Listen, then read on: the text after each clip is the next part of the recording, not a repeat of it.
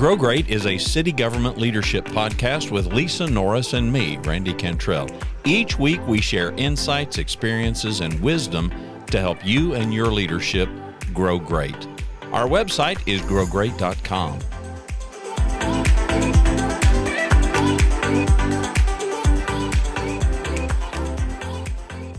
So we're entering I call it the thankful season, although we're thankful year round. I know I am, and grateful. But it's a good time just to refresh and start thinking more specifically about all that we are thankful for in life and at work, in our jobs.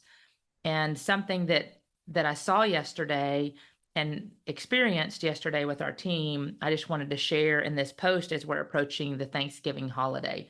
It says, a positive attitude brings much gratitude. Think positive, be positive, and speak positive. Do it every day and make it a habit. And Randy, how often is it that we get into work and we're like, crap, I've got this thing, I've got this, Like today. Oh my gosh, I've got a vacancy. I know we got on this morning and I said, good morning. He goes, it is. And I said, a good morning or just morning? Right. But a great way to start it. You were just grateful we talked about grateful we're alive, grateful we're here, grateful we have our family around us. Many are suffering that don't. Many are not happy in where they're at. But it's important that we take time to recognize what we do have in our lives and focus on the positive, like the quote said, and not the negative and not what we don't have.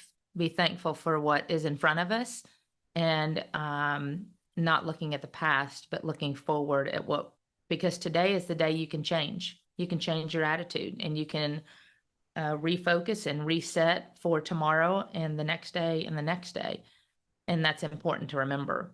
What are your thoughts on that quote as we talked about it, as people are listening in and stress is upon them and they're trying to get ready to leave and travel and they've got screaming kids and I've got no house, you're trying to sell a house, everybody's got their stressors. Yeah. I mean, in the little meme that Lisa's referring to, the word habit is in all caps. And maybe that's got something to do with it, but that word kind of leaps out to me because you and I both know a lot of this stuff that we talk about. There's two things that leap to my mind. It's just making up your mind, and it is habit. That's right. And it's a choice. Yeah, and so many people just, we turned the clocks back earlier in the month, and I saw something and I got tickled. It said, don't forget to set your clocks from sunshine and happiness back to misery and despair this weekend. I had heard that. And I thought, I mean, that's pretty typical. You're completely right. And we both have challenges. Our lives aren't perfect. Our lives are pretty great. We're both working really hard trying to make our lives great independently. We're working hard together to try to make this podcast great. I mean, come on, great's in the name. So we got the pressures on. My perspective is, we're all looking for that big thing. We would love to have some big success. We want to avoid big disasters. But man, our lives are largely pretty ordinary, Mm-hmm. You and I were talking before we hit record about Elon Musk, and his taking over Twitter. And I mean, here's a guy with a fleet of big Gulfstream, private jets and whatnot. Okay. We mere mortals don't live that kind of a life. Right. And I think the gratitude that I'm feeling today is frankly very typical for me. I'm grateful for another day. I'm grateful that I've got my family. I'm grateful that our health is okay. I know people are struggling with health. I know some people that are not even that old that are struggling with some serious health issues and concerns. Yeah, I mean, I could sit here and focus on the negative just like you could. Mm-hmm. We could all just I mean, It's how much? easy to do. It's Yeah, how much human time have nature. you got for me to tell you all the things that aren't going as well as I would hope they would go? But on the flip side, I don't know any human that can't do the opposite. If you choose it. Yeah, I mean, that whole notion of count your blessings, it sounds great. Too rarely do we probably do it, because it's way easier to just think about everything I don't have that I wish I did have, everything that I do have that I wish I didn't have. Keeping Those, up with the Joneses that many well, people try to do. yeah, They look around those, and see what they don't have and what everybody else does have yeah, there and is try to that. compare ourselves. Yeah, there is that. So no, I like everything about it, but to your point of it being a choice, I mean, there's the rub. So how can we choose optimism? How can we choose gratitude? And I address that with people. I get asked pretty frequently, not about that, but I get asked about forgiveness of all things. Forgiveness comes up in conversations with great regularity. There is a survey called the VIA survey, VIA survey. You can Google it. VIA survey was produced by, it's the positive psychology that was Donald O. Clifton's work. Donald O. Clifton was the father of StrengthsFinder, which Gallup took over some years ago. And it's basically the notion that you can choose optimism. There's another guy named Martin Seligman who was really the catalyst behind it. You can learn optimism. And I'm real fascinated by that whole topic of learning optimism. And I think you can learn gratitude as well. But it largely is just, to your point, just can you make up your mind to do it? I took the VIA survey and I've taken it and taken it and taken it. Forgiveness always is my number one character trait. Now, this isn't strengths. This is who you are. This is the way you operate. The core. This is the core. These are kind of your non-negotiables, but they're also, and everybody's got them, but the order of them is the order in which you just naturally deploy these things. So I can have a conversation with somebody about forgiveness, and it's not hard for me. I don't know why. It's just not. Forgiving people is not difficult for me. But I've also learned, and you and I have talked about this, your strength becomes your weakness. Hard to forgive myself. I can forgive you drop dead easy. But I'm asked, well, how do you do that? And the only answer I know to give, and it's not a brilliant answer, is you just make up your mind that you're going to. You just do it. Yeah. Yeah. And I think gratitude and being thankful is largely that. I'm not saying it's easy. Right. But I think if we focus on it, I mean, if you stop and think about your life, whatever the circumstances of your life are, and you think about what you've got, and you think about, I mean, this is how crazy I am. I think of all the little dangers that happen to us every day that we have no knowledge of. I mean, the narrow escapes. I think about driving in DFW traffic. That's scary all by itself. Well, I mean, seriously, It is. You think about, you come upon an accident and you're like, and you were 3 minutes back in traffic. Right. That's right.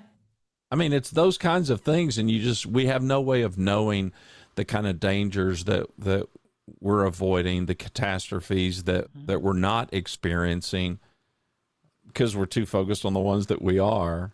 I get it, and we're not talking about, at least I'm not, we're not talking about this rosy glasses and just kumbaya and everything's. People are having some serious difficulty. There's serious struggle. There's serious pain. I get it. I don't know that really focusing, especially when it's something that's kind of beyond your control. That's right. Can we focus on what's next? Can we focus on, okay, what can we do? And can we focus on, okay, there's an upside here. I mean, you and you've talked about your farm situation, and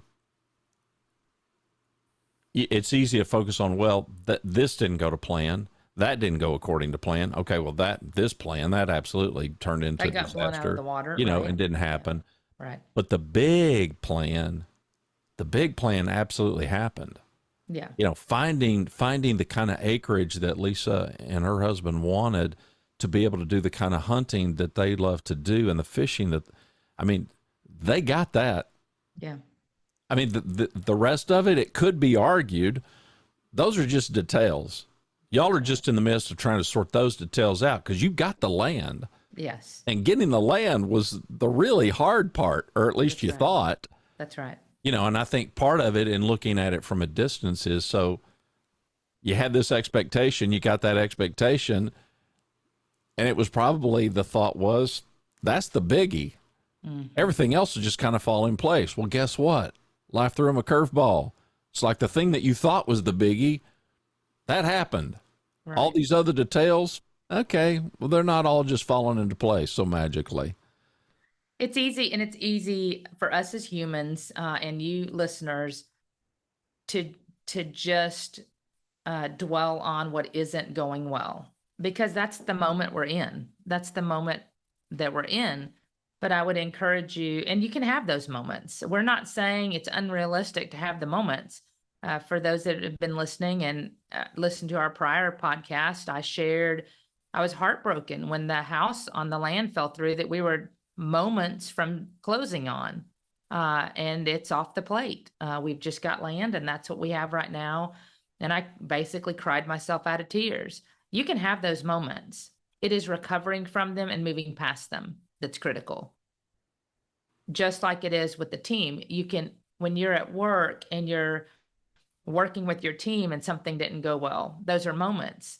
As leaders, it's helping you and your team get through those well, and choosing to see positivity and choosing to communicate that, because living in the sadness and living in that moment of despair is not only not good to do for you personally, it's not good for mental health, and it's not good for those around you because they experience it and they live in that moment with you, and it continues. Instead, we have to choose to pull up our bootstraps and go, okay, discouraged, disappointed, I'm those, but now is now. And this minute's never going to happen again. It's happening right this minute. And I need to choose. Do I choose to stay here in this moment and live in that moment and dwell upon that moment? Or do I choose in this minute to move and look what's ahead of me and choose that, and choose positivity, and choose how I'm going to approach and my next step and what I'm going to do to make this better? I think that's what we have to look for, and being grateful and thankful is not focusing on what you didn't have in the past, what has happened to you. It's choosing today for a better day tomorrow, in my personal opinion. And I hope that's what each of you can focus on as we approach the holidays with your families, is just being thankful and grateful in that moment. Some of you may have lost family. Some of you may be in a terrible place with your job, with whatever in life has dealt you in the moment. But those are real. And I would say to continue to recognize those, but move forward. Each step you take is moving forward and being grateful for what you do have right now, recognizing what maybe is not going well, and then finding ways to move through and past that, because that will only help things get better and see clarity in what you have in front of you. Well, misery loves company, but company doesn't love misery. That's right. You don't want to be that person. You know, we talk a lot, and Lisa and I both are, what you see is what you get. It's just how we roll. We're not pups anymore. You know, we're mature. I'm way more mature than she is. That's just translation. I'm way older than her. I'm sure that's a compliment. It is a compliment. But, you know, we're kind of comfortable. Sure. Right, with who we are. We're not in the throes. I'm not trying to compete. No, but we realize that there are likely many of you out there who, you know, you're still in the throes of figuring that out. Sure. And we've both been there, done that. Yeah. However, the point is authenticity. The point is transparency. And those are two words that you hear over and over and over and over again. And they are lauded as the end all be all. And I'm not at all negating those or poo pooing that we need to do that. But when it comes to the things that are happening in your life, you do not want to be the person when somebody says, how's it going? And you just unload. You just unleash all the pain and all the suffering that you're going through, not minimizing that you're going through it, but to share that and to go paint your whole world with that sadness and sorrow and despair and whatever else you're doing is not going to serve you. It's not going to serve anybody else. But you got to have some people around you that you can do that with. In moments. Yeah. In moments. And keep it in context. And to the point of your quote, though, Lisa, and not make that your habit. You don't want to be defined by that. We spend a lot of time here talking. We will do more about your story and these chapters. Do not let a bad chapter define your life. And you can, because we can just keep writing that chapter over and over and over. Way better in my experience, in my own life and in seeing the lives of other people. Make that chapter as brief as you can make it. End it as soon as you can. Get to gratitude as quickly as you can. Focus on the things that you've got. Focus. I'm a broken record. Where there's a challenge, where there's a struggle, there is an opportunity. That's right. I may not know what it is. You may not know what it is, but it's there for us to figure out. And it's way more profitable to spend our time trying to figure that out than it is trying to find other people that will listen to us whine and moan and complain. I was trying to find another. There was a great quote that talked about this is the oldest. I can't remember how it works. I need to go find it. But on that point, you know, as you look at all these things and you consider what you're thankful for in this season and hopefully well beyond the season and year round, and you realize it's good to be grateful. Not only does it lift your spirits, but it impacts all those around you because you are an example to others. Like Randy said, we've got to practice that not only in our personal lives, but in our work lives, because we are here almost more than we are with our families. And we've talked about, like you said, your story, Randy. And I would encourage each of you as you're getting ready to leave from work and go to your families for the holiday season and spend that time with them, don't forget about your work family. Be sure you are taking opportunities where they exist to do simple things and talk about being grateful and thankful, that they're recognizing the positive things that are happening. Hopefully you are in a culture and environment that supports that, and taking a few minutes. I give one example. I was telling Randy is before we hopped on this, that yesterday we call them Thoughtful Thursdays, and they're once a month where we get the team together and we just talk. I come up with different topics we share just to get to know each other personally better. And it can be on struggles. It could be on positive things. But yesterday's we called it the Grateful Wall. And I gave each employee, I've got 14, including me total. And we gave each person a sticky pad, a Post-it pad. And I said, today, we talked about first as a team what we are grateful for. And we just went around, it was virtual. What are we thankful for in our team and in our, it could be personal, I basically said personal or work life. But then we went to the Grateful Wall, and I said, now, but between now, which was Thursday, and today, which is Friday, by the end of the day, write a sticky personally to each team member and just go stick it on their window, door, or cubicle of what you are grateful for in them. It could be anything. It could be their smile. It could be how they've helped you on a project. It can be, but make it personal. And that is something we've done in the past. We usually do it about once a year. And people literally saved their notes and pulled them out on the virtual Zoom and said, I still have mine from last year. And it pulls them through on a bad day. They go look at it and go, okay, just choosing their attitude. They're choosing positivity. They're going through a rough time, and they literally pulled up their stickies from last year, held them up on the Zoom, and said, yeah, I look at these on my worst days going, there are things that I'm doing well, refocus. refocus on the things I am appreciated. This was a moment. This is not my story, and I'm moving past it. So just be sure to take time and do simple things for your team. Show your gratefulness. Allow them to share their gratefulness. And it goes a long way in this season of stress and really rough times that so many are experiencing. It helps them see the light a little bit more, that there is hope and there is future. And this moment is now about to be past us. So choose the next one. Well, we define leadership as a focus on others, and I haven't found a better remedy when I'm feeling miserable about whatever my circumstances are. And I can be prone for self-pity and all the rest of it, just like everybody can. Mm-hmm. Helping somebody else through their difficulties not only takes my mind off of mine, but just makes mine better managed.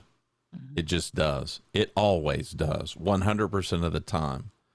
And my parting shot would be the phrase craving encouragement. I got so fascinated by this, I registered the domain some years ago. I think I let it lapse, craving encouragement. And I did this project over the course of about 4 months, because as I would sit across from high-level leaders responsible for millions and millions and millions of dollars and hundreds, if not thousands of people, and you're sitting here and you're realizing that the workforce probably thinks, well, this cat, man, they got it all going on. And of course, I have a special relationship in that, I'm looking under the hood. And I'm looking at this person and I'm realizing, here's a person that you would think, man, they got it all going on. And they got a lot going on that's positive, but there's a lot going on that ain't so positive. And that phrase popped in my head.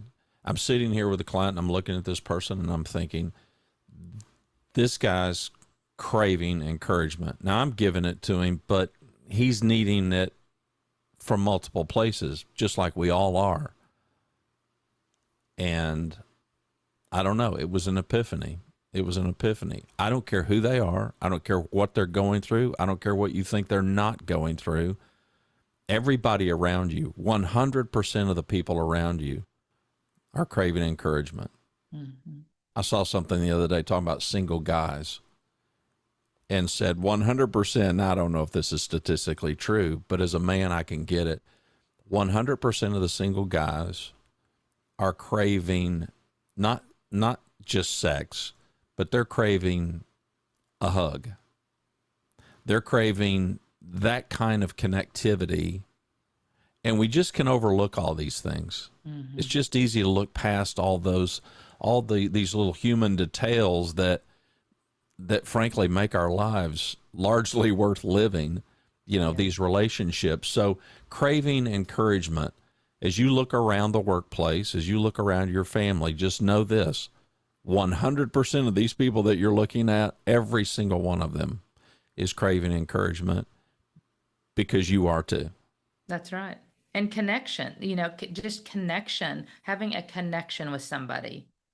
It doesn't have to be in life or marriage. It just is having somebody that gets you and supports you 100% through the good and the bad and corrects you and tells you, hey, let's not do that again. I mean, that just gets you and they're genuinely invested in you. That's the greatest feeling in the world. And that's what leadership is. You can be that person for somebody else if you choose to be. That's right. In life or in work. But we just wanted to take time to appreciate what we have, not focus on what we don't. We hope you can do the same. And we hope that your holiday season is full of gratefulness, appreciation, and looking for tomorrow and what it can be. Happy Thanksgiving, everybody. Happy Thanksgiving. Thanks for watching and listening to Grow Great, a city government leadership podcast. For Lisa Norris, I'm Randy Cantrell. Be well, do good, grow great. The website is growgreat.com.